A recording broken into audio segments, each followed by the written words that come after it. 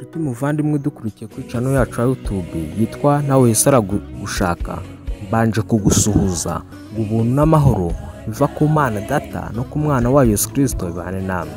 Ejo twabonye neza yuko Kristo yuzuye gukiranuka, kandi twabonye ko muri kamere muntu nta gukiranuka kurimo, ahubwo haremanywe gukiranirwa.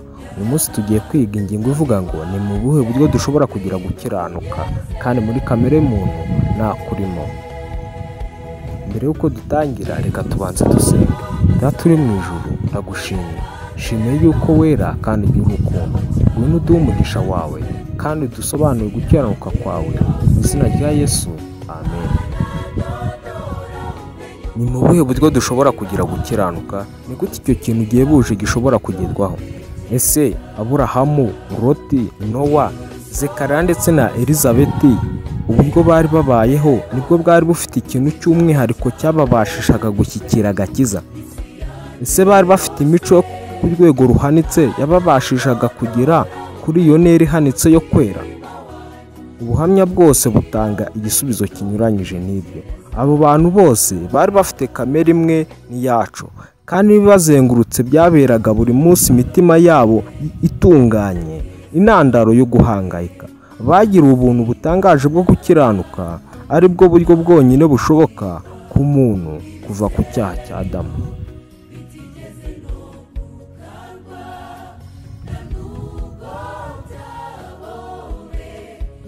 Ni kubwo kwizera igitambo cya Kristo, ibyaha byose by'umwizera byahanaguwe kandi agahabwa gukiranuka kw'Imana.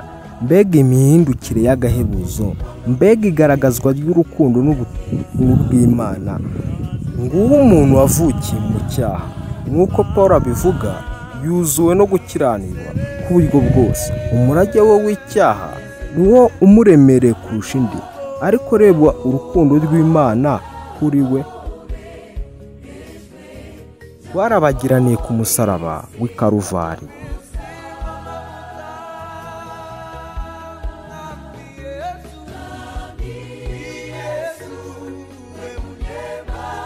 Amategeko y'Imana asaba gukiranuka ku bantu bose bari munsi y'ubucamanza, ariko kubera ibicumuro byabo abantu ntibashobora gushyikira ibisabwa byo gukiranuka. None se umunyabyaha akwiriye gukora iki? Gucumura ku mabwiriza y'Imana kwamuzaniye gukiranirwa kumuciraho iteka. None rero agomba kwirengera ingaruka zabyo no gupfa. Nta kundi yakwishyura uwo mwenda keretse gusa ku giciro cy'ubugingo bwe. Ntashobora kugira gukira gucirwaho iteka. None hakorwa iki? Ese hari igishobora gukorwa kuri uko kubura ibyiringiro?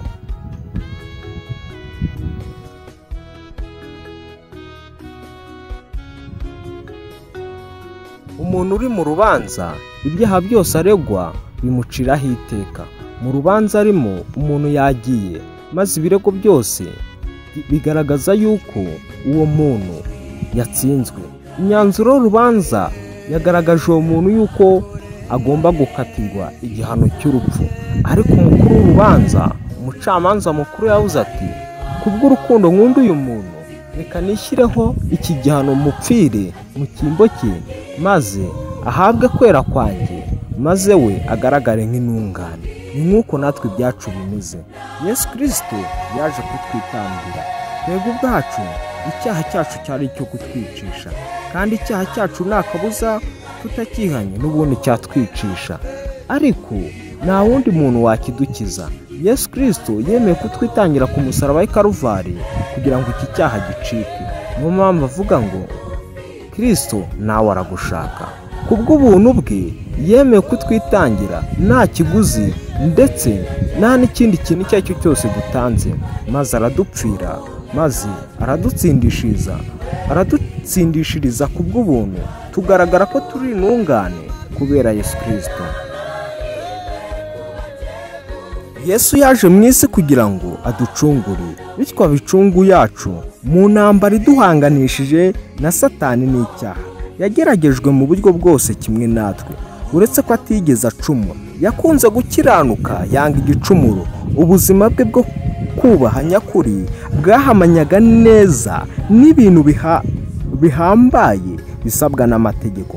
Mbega ikintu gihebuje! Imana yemera gukiranuka kwa Kristo mu mwanya wo gukiranirwa kwacu.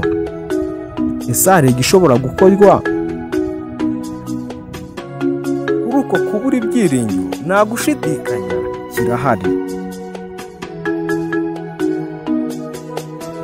Uko gukiranuka gukomoka ku wizera Yesu.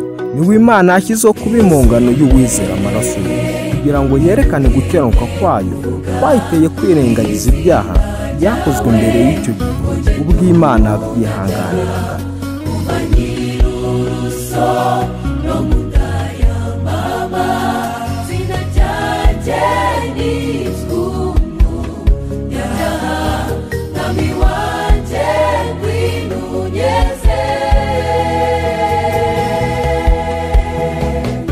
Yesu umuntu watsindishijwe asabye amaze kumva ibyo ngibyo arihana atira ibyaha, kandi kubwo kwizera yemera Yesu nk'umukiza we.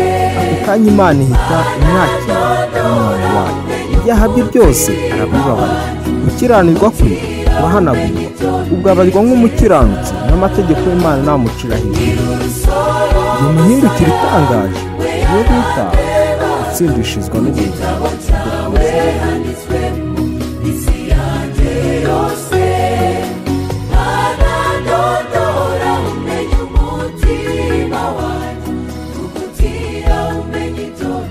Nimba unyuzwe n'iki cyigisho, ndakurarikira ngo urebe n'icyigisho cyatambutse ejo nacyo ugikurikirane, wumve ukuntu Yesu ari Adamu wa kabiri, wumve ukuntu Yesu yadukijije kandi twebwe twararemanywe gukiranirwa. Kandi ndagusaba cyane ukoresha ku nshuti zawe, abavandimwe, abakunzi bawe, kora subscribe, kanda like kandi ukore notification unzogera kugira ngo ibyigisho byose bizajye bitugeraho kandi bikugeraho.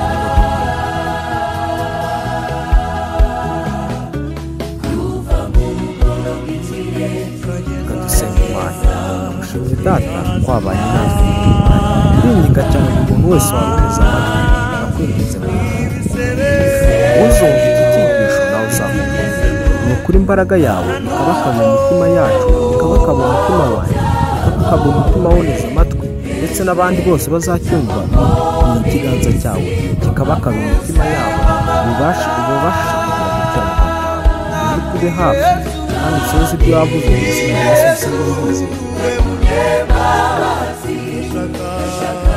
Cyangwa igitekerezo